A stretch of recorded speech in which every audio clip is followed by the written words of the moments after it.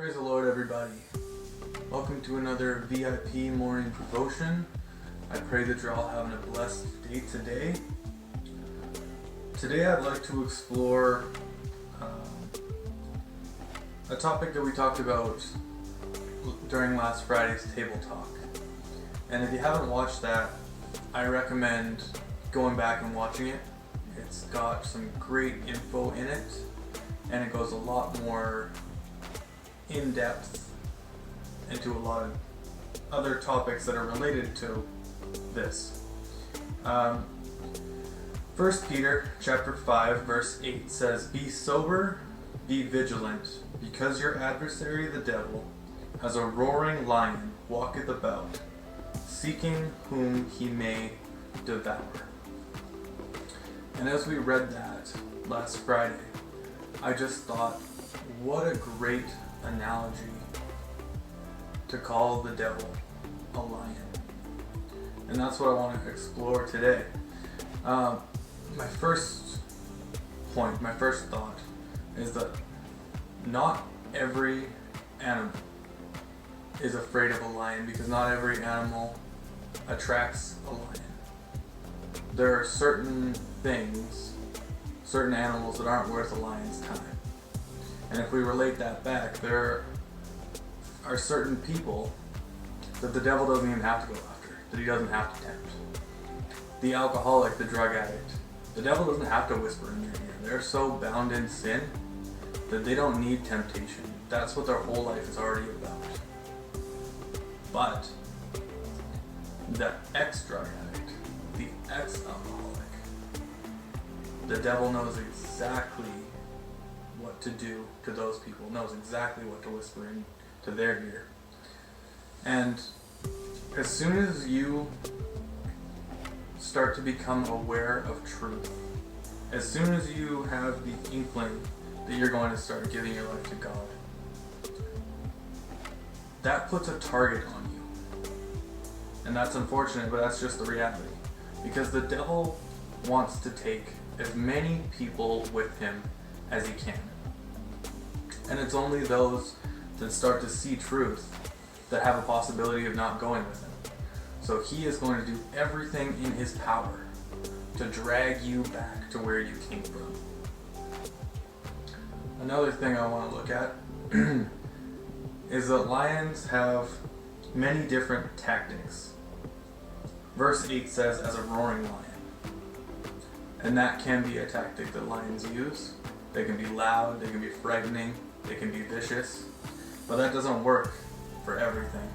Lions can also be cunning. They can stalk their prey. They can be extremely stealthy. They can also work in groups. A lion has a whole pride to work with it. And just like a lion, the devil is going to use many different tactics to try and get to you.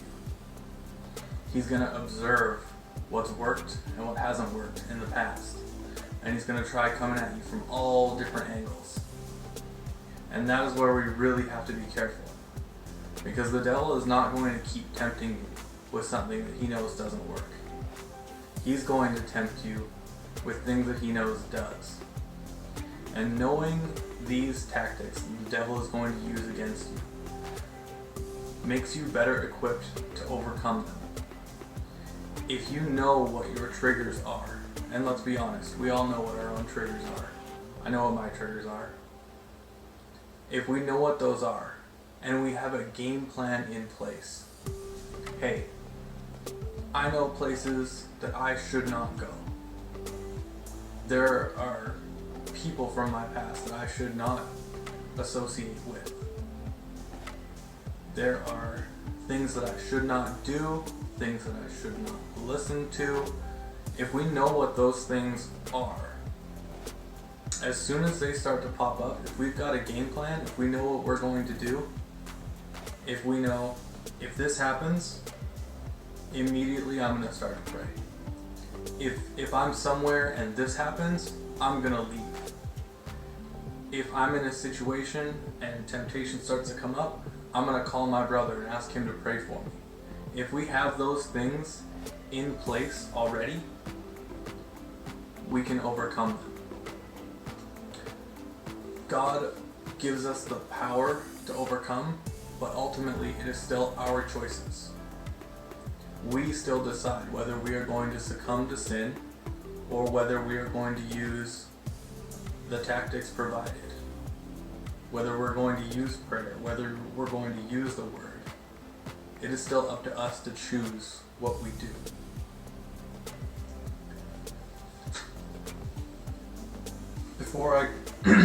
Before I close, I'd just like to read James 4:7. Very familiar verse. Submit yourselves therefore to God. Resist the devil and he will flee from you. That is all it takes. All it takes is putting up a resistance. Being able to say, no devil, you are not going to have me today.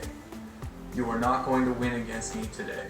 I have overcome you before. I will overcome you again. And that resistance is enough to make him flee. And as soon as you know it, that temptation is gone. So, today, I'd just like to encourage you to pay attention to the triggers the devil tries to throw your way. And make a game plan to overcome them. Because you can overcome. You absolutely can overcome any temptation, any sin, through the power of Christ. All things are possible. Thank you for joining me today. God bless.